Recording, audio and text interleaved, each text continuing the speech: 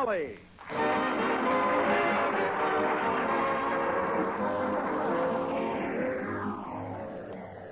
The makers of Johnson's Wax and Johnson's Self-Polishing Glow Coat present Fibber, McGee, and Molly, written by Don Quinn, with music by Billy Mills Orchestra, and featuring tonight a very special musical score written by Ken Darby, arranger and director of the King's Men. And the show opens with Who?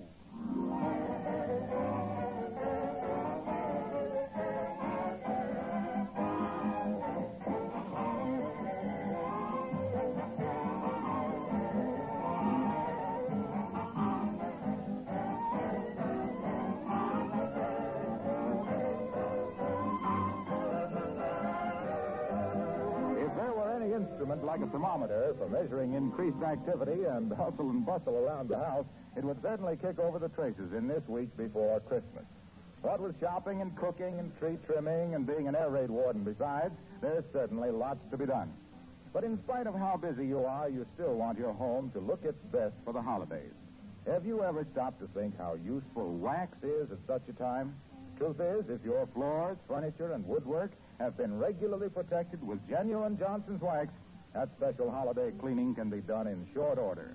A quick dusting and polishing, a touch-up with wax where needed, and your rooms are glowing with mellow beauty, ready for the visits of your family and friends. For over 50 years, Johnson's Wax has helped brighten homes at the Christmas season.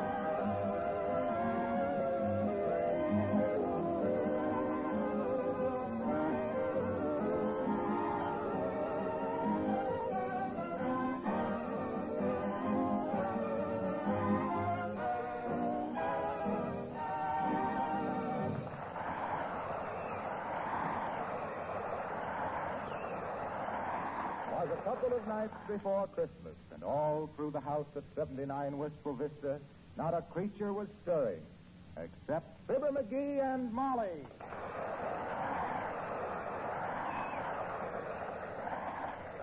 McGee, I don't like to seem repetitious, but hadn't you better get your Christmas shopping done? Oh, Christmas shopping.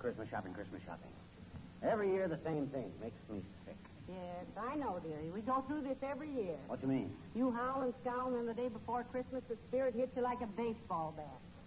And you do everything but grow a beard and climb down chimneys. Oh, gee whiz. Christmas is getting too commercial. It's getting so... Sure. We ought to have rubber stamps made for this whole conversation. What you mean again? Well, every year you say Christmas is getting too commercial, and every year I have to scold you for spending too much. Oh, me? I just spend what I have to get by, that's all. I go along with the mob. It ain't any beautiful Yuletide talks with me, baby. Oh, go on. No tinsel snow gets in my eyes. If I spend any dough, it's just because it's the easiest way out. Now, listen, McGee, you're a fraud. You're a phony. Why, you're so scared somebody will find out you're sentimental, you act like a dead-end kid. Sentimental my clavicle. The whole thing is a lot of tapioca. I wouldn't give a half-hearted hoot and hat and sack if I never saw it. What you got there? This is the mail that came this morning. It's mostly just Christmas cards. Let me see them. You wouldn't be interested. They're just the same old Christmas malarkey. What do you mean, malarkey? Don't you realize people have gone to a lot of time and trouble to... Was there any other mail? Just a couple of bills. Incidentally, what's this item on the Bontown bill for one mama doll, $8.50? Mama doll? Now, listen, don't try to look so innocent. Not that I mind your playing with dolls, if they're made out of plaster.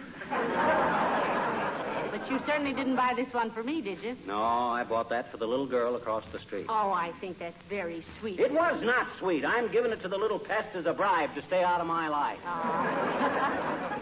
It's strange how much she annoys you, isn't it? I never saw such a little nuisance. Always butting in where she ain't wanted. I know. You hate her so much that last year you gave her a $2 Valentine. You gave her a white rabbit for Easter. Well, Took her to the circus twice. Spent 3 days fixing her tricycle, and you did card tricks through her bedroom window when she had the mumps. Well, that don't mean I like her, does it? Doesn't it? No. That was an old Valentine that had been kicking around here for years. I gave her that rabbit because I thought it would annoy her old man. I fixed her tricycle so she could go someplace else besides around here. And I took her to the circus because they always give kids better seats than they do grown-ups, and I was taking advantage of her helpless condition to practice my card tricks.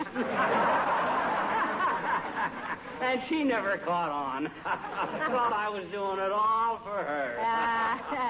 Come off it, dear. You're not fooling anybody. I ain't trying to fool anybody. All I'm saying is that Christmas has lost its meaning. It's got so people don't... Come in. Hello, Mom. Hiya, Skimp. Well, if it ain't Billy Mills, the poor man's Toscanini. Hello, Mr. Mills. Come on in, William, my boy. Hang your hat on a hickory limb and don't go near the piano. What's confusing with the music, kid? Just stopped in to wish you a Merry Christmas. Ah, Merry Christmas, blah. What's merry about it? Walk your wedgies off in the slush to find a lot of junk for a few mugs that won't appreciate it. Hanging a ton of gewgaws on a pine tree that look better in the woods. Scratch your hands all up on a handful of holly to hang in the window so you can stick yourself in the eye with it when you look out to watch the mailman breaking his back with a sack full of silly Christmas cards. Merry Christmas, blah. And a Happy New Year.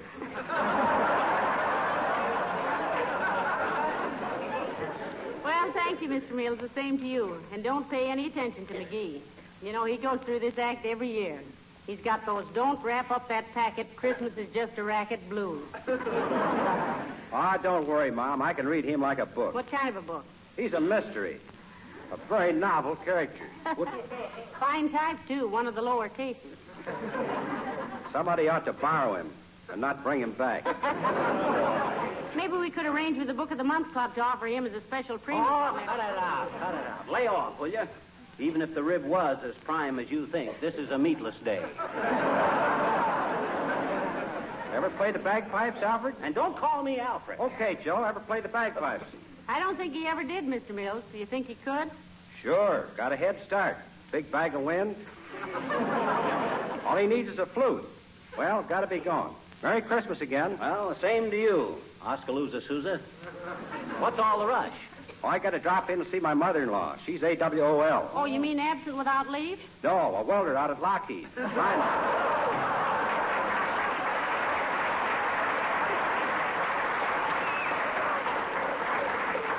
he a wonderful band leader, McGee? Ah, band leader, my clavicle. I think all of them are just a bunch of fakers myself. You ever see a musician looking at the leader? No. They don't know whether he's beating out a march, a polka, a waltz, or just swatting flies. Well, then what keeps them together? That check at the end of the week. Confidentially, one of them guys told... Oh, I wonder who that could be. Probably somebody else coming in to wish us a Merry Christmas when all they really want to see is if you ever got those new curtains for the dining room. Well, I didn't, and the same to them. Come in. Hi, mister. Uh-oh. Now, this is all I needed today. Sis, why don't you take your little sled and go out on the pond in the park? Oh, there isn't any ice on it, mister. Yes, I know. McGee, don't be like that. You were young once yourself, you know. Well, I wasn't that young this long. Be very tactful with him today, little girl. You know, his Christmas spirit is later than usual this year. Well, doggone it, the whole thing is a very foolish arrangement. Why, mister? Why, the idea of having Christmas come right in the middle of the holidays.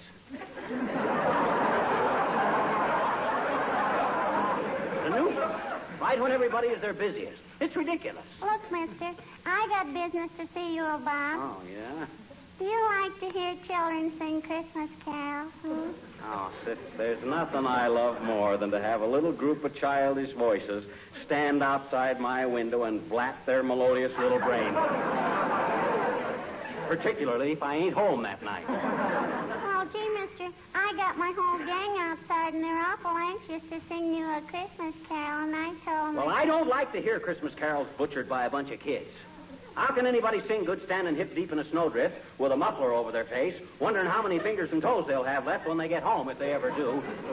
Oh, maybe you're still mad on account of last year. Are you, mister? Are you? No, I'm not. That has nothing to do with it. What's this? What happened last year that I don't know about? Oh, nothing. She's Well, us kids were going around singing Christmas carols. Now, never mind, sis. That's ancient And history. Mr. McGee came Now, out... never mind. Give the kid a cookie, Molly. Imagine she's kind of hungry. Hey, sis? Oh, gee, thanks, mister. Anyway, Mr. McGee came out while we were... Sis, I told you nobody was interested. Now, let's just drop the whole subject. What kind of a cookie you want? Any kind, thanks. And a glass of milk. Well, I'll see if I can... Now, listen, what happened with the Christmas carols, dear? And Mr. McGee came running out of the house. Now, you cut that out, sis. And he wanted to sing with us, only when we heard him sing, we didn't want him to, and he followed us all over town. And, gee, we couldn't get rid of him, and he kept trying to sing, and people threw things at us, and all it was awful.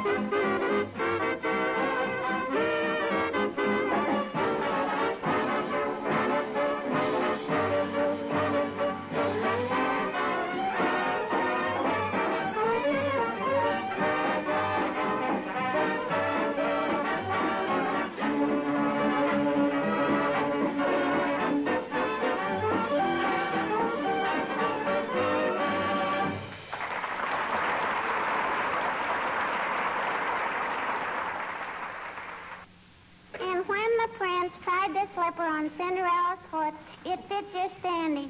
And he said, gee, kid, you're cute. How'd you like to be a princess? And she said, oh, boy, and write testimonials for cold cream. And they got married and lived happy ever after. You want to hear another one, Mr. Well, once upon a time... No. That's enough, sis. Thanks anyway. You told me at least 14 of them. Are you sure you don't want to hear any more? I'm positive, sis. Okay, then get off my lap.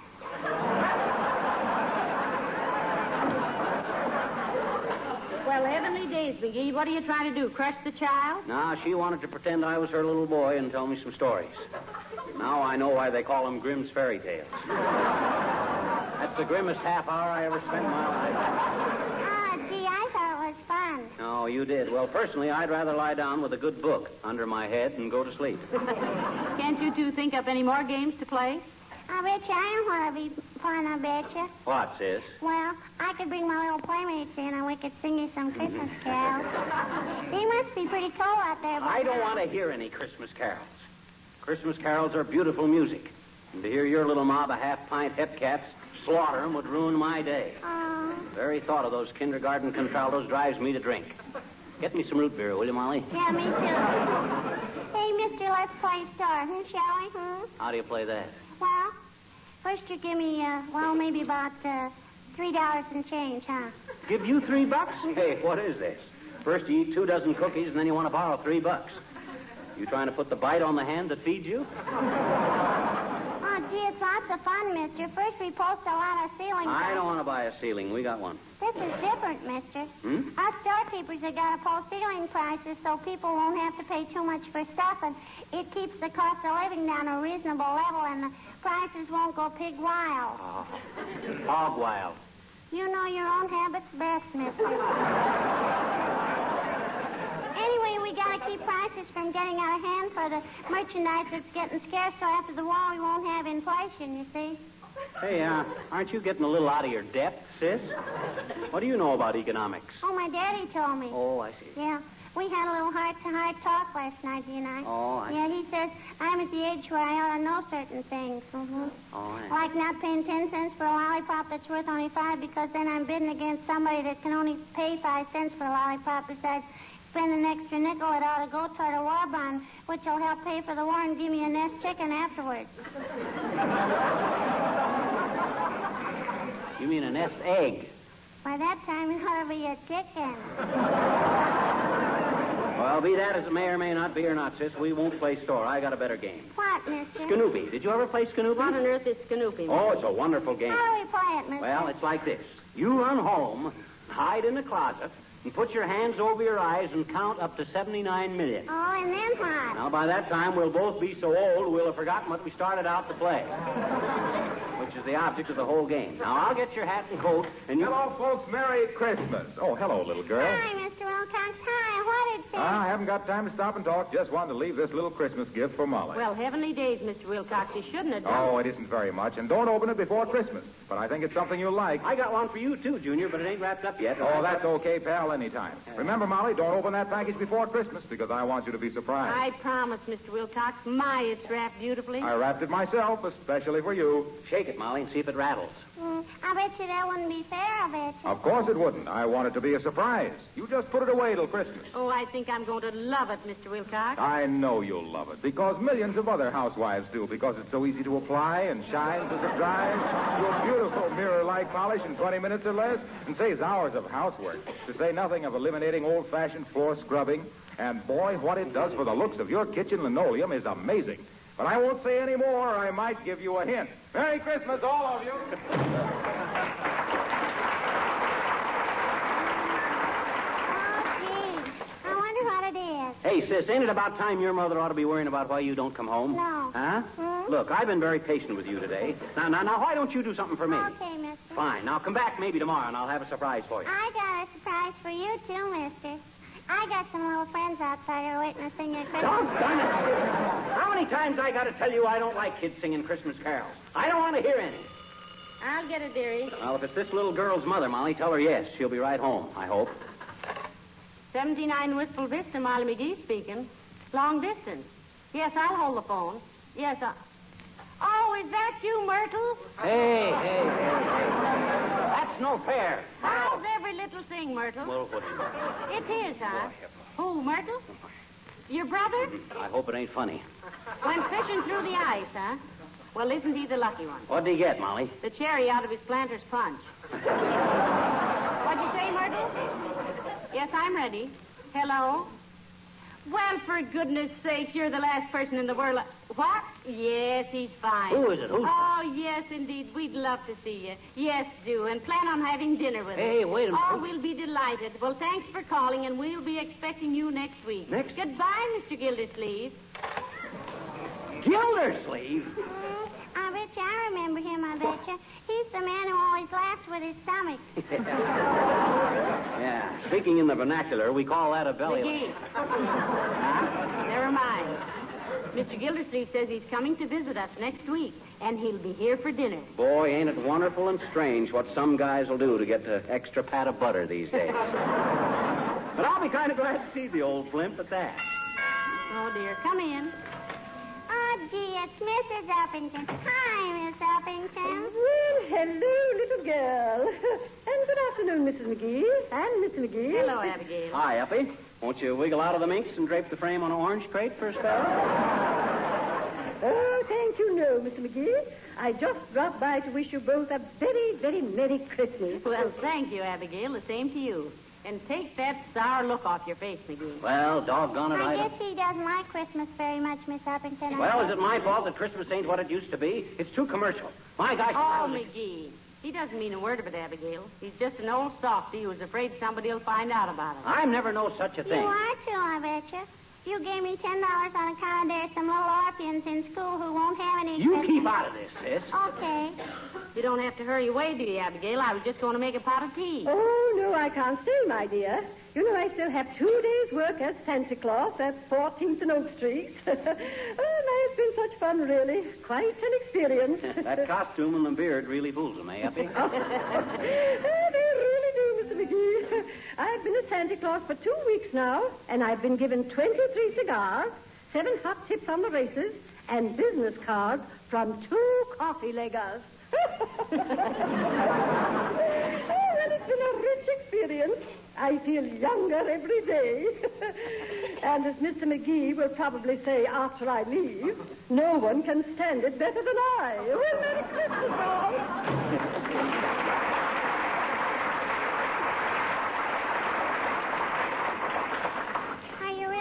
say that, mister? No, and she might have given me a handful of them cigars people have been giving her. Oh, McGee, Well, there's plenty of cigars in your humidor. okay, but if she wasn't so stingy, she might have Hey, offered me why won't he let me and my friend sing a Christmas carol? Why won't he, Miss McGee?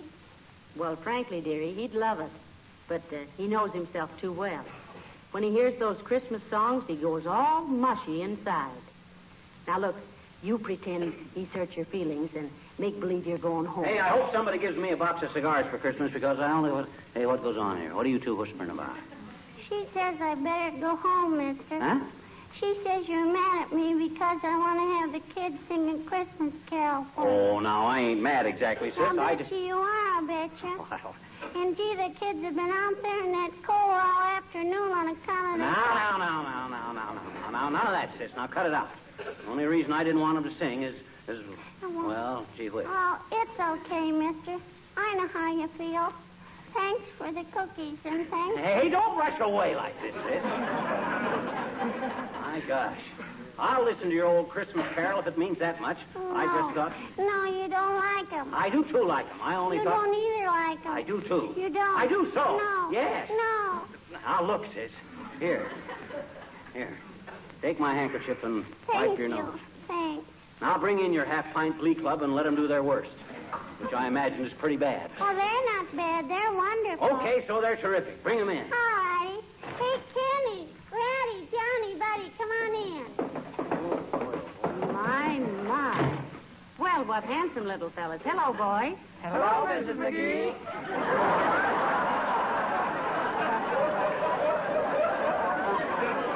What you going to give us, kids? The night before Christmas. And, gee, we rehearsed it like 60. Are you ready, kids? No, I'm ready, sis. No, wait a minute. Hey, Molly. What's the matter, McGee? Here. Take my money and my watch.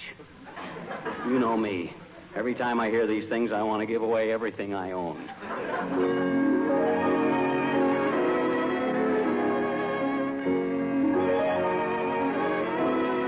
The night before Christmas and all through the house, not a creature was stirring, not even a mouse. The stockings were hung by the chimney with care, in hope that St. Nicholas soon would be there. The children were nestled all snug in their wee little bed, while visions of sugar plums danced in their wee little heads. Mama in her kerchief and I in my cap had just settled down for a long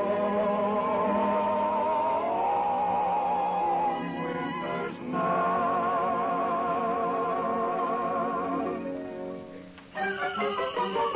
When out along there arose such a clatter, I sprang from my bed to see what was the matter. Away through the window I flew like a flash, tore open the shutters, threw open the sash. Then, what to my wondering, I should appear but a miniature sleigh and a tiny reindeer. With a little old driver so lively and quick that I knew right away that it must be St. Nick. All bundled in fur from his head to his foot, old Santa was covered with ashes and soot. I drew in my head and was turning around when down the chimney he came with a bow.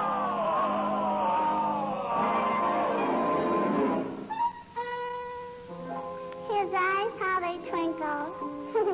His dimples, how merry. His cheeks were like roses. His nose like a cherry. His droll little mouth was drawn up like a bow. And the beard on his chin was as white as the snow. The stump of a little old pipe he held tight in his teeth, and the smoke went around and around and around his head like a wreath. He He was chubby and plump, all right, jolly old elf. Then I laughed and I laughed and I laughed when I saw him in spite of myself. He had a broad face, ho, ho, ho, and a little round belly, ho, ho, ho, that shook when he laughed, ho, ho, ho, like a bowl full of jelly. Ho, ho, he gave me a wink of his eye and a twist of his head. A chuckle and a smile I knew all the while I had nothing to dread. He spoke not a word, but went straight to his work and filled all the stockings. Oh, boy. And turned with a jerk. And laying a finger aside of his nose and giving a nod up the chimney he rose. He sprang to his sleigh, to his team, gave a whistle, and away they all flew like the town of a thistle. But I heard him exclaim, and he drove out of sight. Merry Christmas to all, and to all,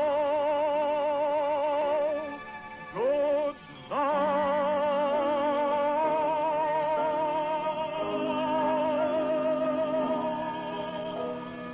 Oh, is it gone? Is the night after Christmas and all through the house. Not a creature is stirring, not even a mouse. The presents are scattered and broken, I fear, and St. Nicholas won't come again for a year. The children are nestled all warm in their wee little beds, while memories of sugar plums dance in their wee little heads. Mama in her kerchief and I in my cap are settled at last for a long winter's night.